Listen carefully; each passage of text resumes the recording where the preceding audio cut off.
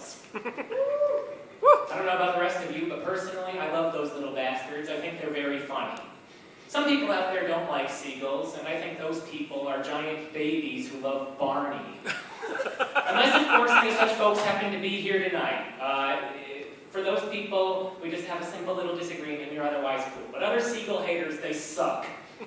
Now, why don't people like seagulls? Well, because they steal food from people.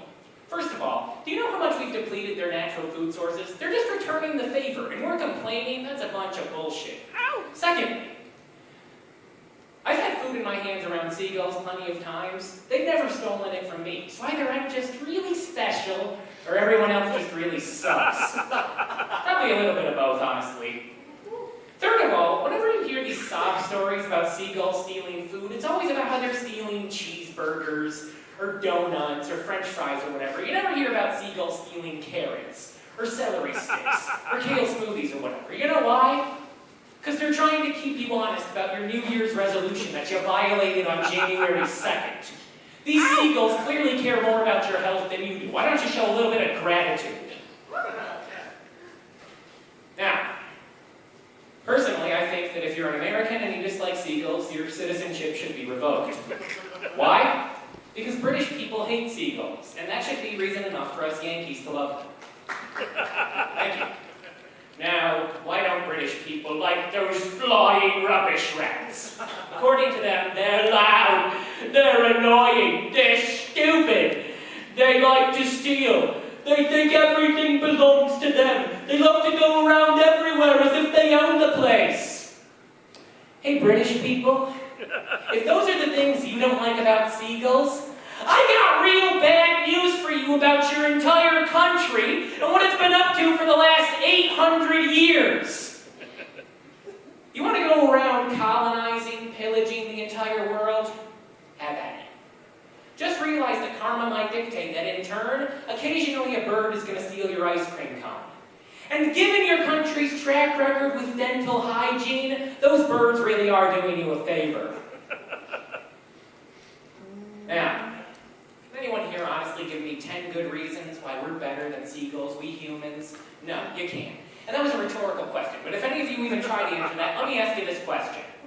When was the last time seagulls elected Ronald Reagan to 2 terms as president? They never did that crap, but we did. Case closed. One last thought on this topic.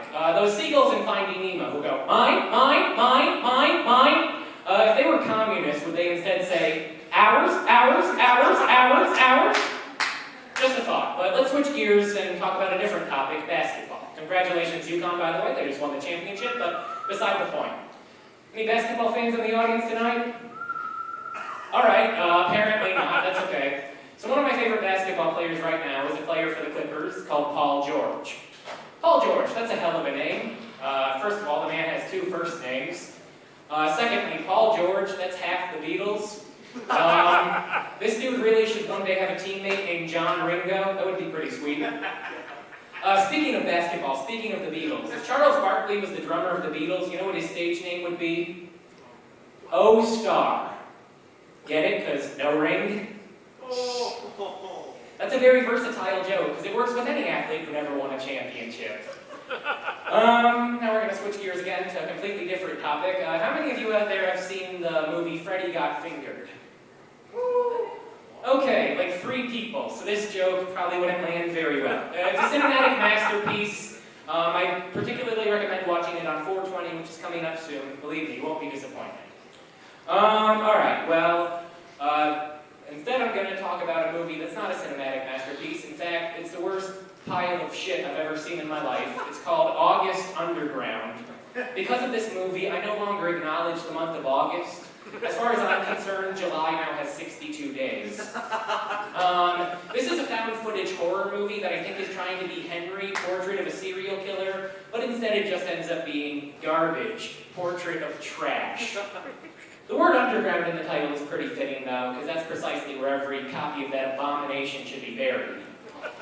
Alright, now I'm going to close my set by talking about the thing I'm best at talking about, presidents. Woo-hoo! So I recently learned that I can quite literally name presidents in my sleep. How did I figure this out? So I was having this dream where I'm in a hotel. I go into the hotel elevator, and these two drunk frat boys follow right behind me. Now they're up to their usual drunk frat boy trying to show each other up shenanigans, and somehow they get to talking about presidents. They're like, dude, I could name more presidents than you. No way, bro, I could name way more presidents than you. Oh yeah, do it. Alright, so like Washington, and then Adams, and then Jefferson. Or was it Jefferson Adams? I don't know, man. There was this song I knew as a kid that helped me remember this stuff. I forget how it goes. In fact, I seen the beat. I hop in and I'm like, Washington Adams, Jefferson Madison, Monroe Adams, Jackson Van Buren, Harrison Tyler, Polk and Taylor, Fillmore Pierce Buchanan, Lincoln Johnson, Grant and Hayes, Garfield Arthur, Cleveland Harrison, Cleveland McKinley, Roosevelt Taft, Wilson Harding, Coolidge. And then the elevator let us off, and I was like, gentlemen, I could continue. You seem to be in the middle of something, so I'll leave you to it. And then I woke up from my dream. Really says a lot about me that my idea of showing up drunk frat boys is not to beat them at beer pong or whatever, but to name more presidents than that. I really should aim higher, because me naming more presidents than drunk frat boys is kind of like Michael Jordan going one-on-one against a 6-year-old. Nevertheless, ski isn't standing up yet, so I'll finish off the song. Hoover, Roosevelt, Truman, Eisenhower, Kennedy, Johnson, Nixon, Ford, Carter, Reagan, Bush and Clinton, Bush, Obama, Trump, Biden. Okay, now he's standing